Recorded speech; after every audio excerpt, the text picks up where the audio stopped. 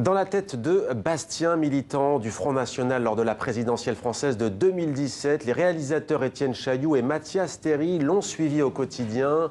À l'époque, le documentaire est saisissant et troublant. Bonsoir Bastien Régnier. Bonsoir. Soyez le bienvenu sur TV5 Monde. Vous vous dévoilez donc face caméra dans ce documentaire qui a pour titre La Cravate. Avec nous les réalisateurs Étienne Chailloux et Mathias Théry. Bienvenue à vous également après La Sociologue et l'Ourson. Vous êtes donc de retour avec La Cravate, bande-annonce. Et donc voici le texte.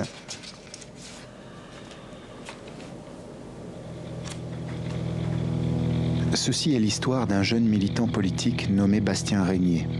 J'ai l'impression de lire un livre, mais tu sais déjà tout ce qui se passe dedans. Il était membre d'un parti constitué à l'extrême droite de l'éventail des idéologies. Il avait quelques responsabilités, mais rien de très glorieux, et il avait accepté qu'une caméra s'installe auprès de lui le temps d'une campagne présidentielle. On pense pas pareil, tu le sais bien. Bah oui, je sais bien. On découvrira comment les circonstances poussèrent le jeune homme à s'engager davantage. À ses côtés, on visitera les étages du parti. Bastien, Florian, bonjour. On apprivoisera la rhétorique mise en place pour conquérir l'opinion. Puis on apprendra à identifier les pièges qui peuvent briser une ambition. Ça me fait un peu flipper tout ça quand même.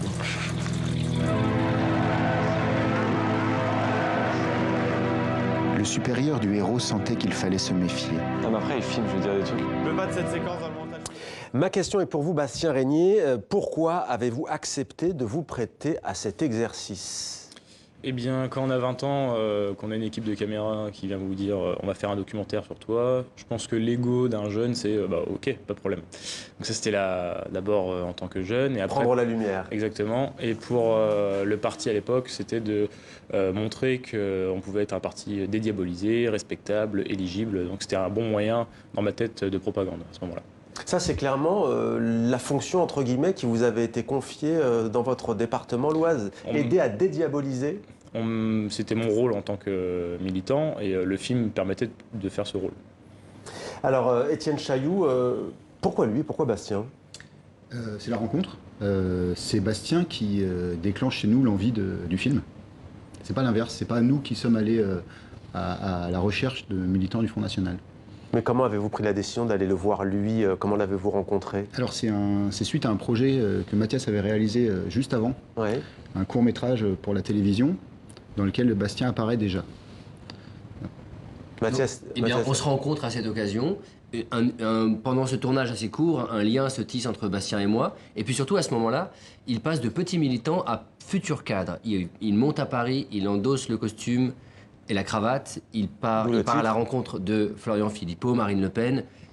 On le suit, on lui demande si on peut rester le temps de la campagne pour un film de cinéma. Bastien accepte. Il accepte en pensant pouvoir dédiaboliser, mais les choses ne se passent pas comme prévu. Alors c'est vrai que c'est pas un documentaire sur une analyse politique, c'est sur les ressorts au fond de l'adhésion, c'est ça en fait, à travers cette expansion, On a cette ascension. assez rapidement changé de but dans ce film. Au départ, on pensait suivre l'ascension d'un jeune au sein d'un parti qui est assez obscur, on ne connaît pas bien. Et puis assez rapidement, on a essayé de creuser plutôt les sources de l'engagement de Bastien. On va revenir avec vous dans quelques instants pour savoir comment vous avez fait pour garder la distance, celle que tout réalisateur, tout documentaliste ou tout journaliste doit avoir avec un membre politique. Bastien Régnier, Marine Le Pen, on le voit dans ce documentaire, a été pour vous un véritable déclic plus que politique. Vous qui avez eu une adolescence difficile, racontez-nous ce qu'elle a joué pour vous. Quel a été ce déclic ? Elle a été la personne qui était capable de donner une réponse à mes peurs, à mes craintes. Et en fait, on interprète ses discours sur son propre parcours. C'était vraiment une sorte d'idole qui n'est plus aujourd'hui. Mais on va vraiment se tourner, beaucoup de jeunes se tournent vers elle parce qu'elle répond à des questions qu'on n'a pas de réponse. Mais de quoi aviez-vous peur, étant plus jeune encore? Plus jeune, j'avais peur de l'immigration, j'avais peur des cultures différentes, j'avais peur de beaucoup de choses. J'avais peur aussi de l'enseignement, d'être rejeté en permanence. Et la famille du Front National et Marine Le Pen étaient pour moi la seule porte à ce moment-là. Donc pour vous, c'est pas ce qu'on évoque souvent, la peur du déclassement notamment. Vous êtes d'une famille qui est plutôt, non pas, enfin, classe moyenne. Oui, classe moyenne. Non, c'est pas vraiment. Il n'y a pas du tout pour moi de classe sociale dans ma famille. Et c'est pas à ce niveau-là. C'est vraiment au niveau plutôt du rejet scolaire ou du rejet, oui, et de la peur de l'immigration vraiment en elle-même. Dans ma jeunesse en tout cas. Est-ce que vous avez été militant plus actif et violent, notamment skinhead? Effectivement, oui, tout à fait. Je l'ai été avant de rentrer au Front National. Ouais. Justement, c'est cette adolescence qui me fait rentrer dans ces mouvances-là. Et le Front National répond à une question qui est les skinheads sont des gens qui vont se battre et des gens violents, mais finalement, ils n'ont pas pour but de faire quoi que ce soit. À part se battre. Et il y a un événement qui va bouleverser votre vie. On n'en dit pas plus, il faut voir le film. D'ailleurs, au départ, vous opposiez à ce que ce soit dans ce film. Finalement, vous avez accepté. Il faut aller voir La Cravate pour comprendre l'impact de cet événement. Mathias Thierry, je le disais, comment fait-on pour garder la distance? D'autant plus que le procédé choisi est très précis. Il y a cette voix off, on l'a vu.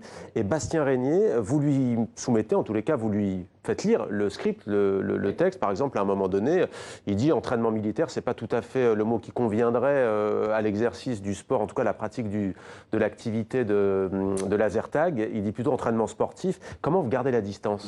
En fait, garder la distance, c'est une question majeure dans la pratique du documentaire.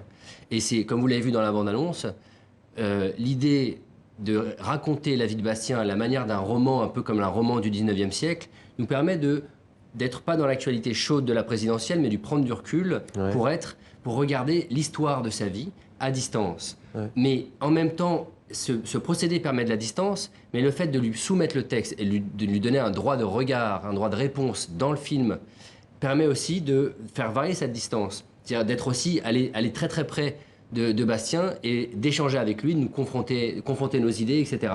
Et donc, le texte permet cette variation de distance. Ouais, sans jugement, mais avec confrontation d'idées. Le plus possible. On essaie de se mettre d'accord sur l'histoire de Bastien, tous les deux. Et donc, on lui propose, par exemple, un passage sur le sport qu'il pratique, le Laser Quest. On en fait notre propre récit, et Bastien contredit le champ lexical. Il dit non, vous êtes trop violent. Et on discute. Vous avez tout montré? Ou vous avez... Tout montré de ce qu'on a filmé? Ouais. Non, on a dû faire des choix au montage, mais on a essayé de le faire avec la plus grande honnêteté. Oui, c'est-à-dire qu'il n'y a pas de censure, il n'y a pas de choses qu'on s'est interdit de montrer. Au contraire, même c'est une vraie plongée au cœur du parti et on observe comment est-ce que la dédiabolisation se pratique au quotidien. Mais comment elle se pratique alors au quotidien? Non, je vais continuer. On a décidé de tout montrer, mais aussi, surtout, je pense qu'à travers ce procédé, il s'est passé quelque chose qui était un peu inattendu pour nous, c'est que même Bastien a décidé de s'ouvrir encore plus. C'est-à-dire que nous, on voulait décrire au mieux son parcours et on pensait qu'on allait lui demander de valider et en fait, il a été plus loin. Parce qu'un dialogue était devenu possible entre nous et c'est ce qui a fait, je pense, la force de cette aventure, quoi. Bastien Régnier, cette expérience pour vous, qu'a-t-elle produit? On sent effectivement au fil du documentaire que vous vous découvrez vous-même en tous les cas. Oui, c'est vrai. Il y a eu un effet un peu thérapeutique par le film. C'est-à-dire que je suis rentré au Front National en étant xénophobe et voulant combattre des idées, enfin des personnes, une catégorie de population et une religion. Et j'en sors aujourd'hui où je suis contre un système plus qu'autre chose, quoi. Ouais. Donc j'ai compris que les boucs émissaires qu'on m'a mis à l'époque n'étaient pas la chose pour laquelle je voulais me battre, en fait. Ouais.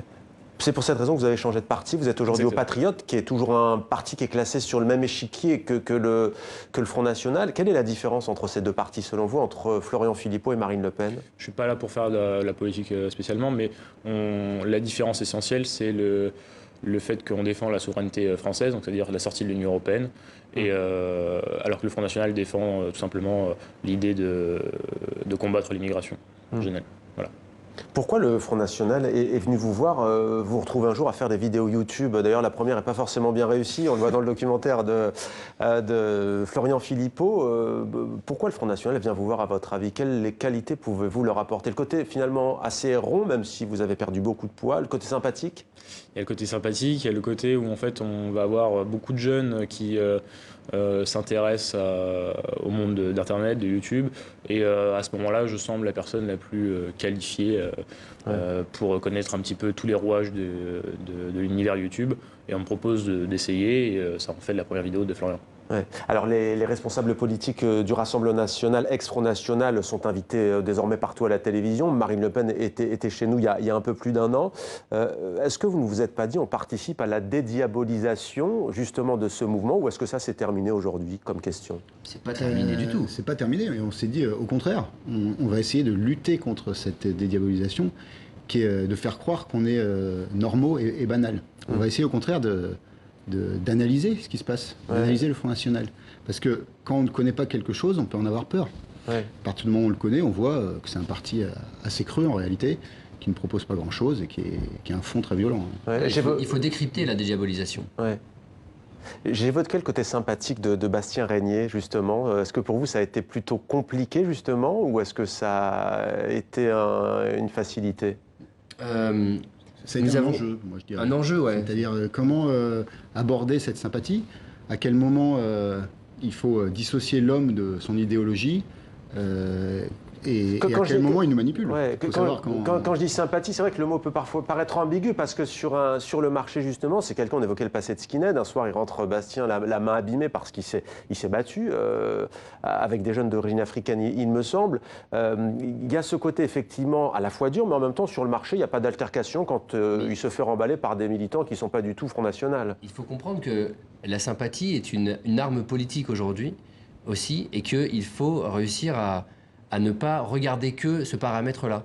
C'est-à-dire que sur le plan des idées, on ne lit pas les idées des gens au regard du beau visage qu'ils nous livrent. C'est-à-dire que, et même, je dirais donc, d'une part, c'est pas parce qu'un politique a l'air sympa qu'il faut voter pour son parti. Il faut aller voir les idées, il faut décrypter les idées. Donc il vous a pas manipulé, et ensuite, il faut aussi ne pas réduire les gens qui vont voter pour des partis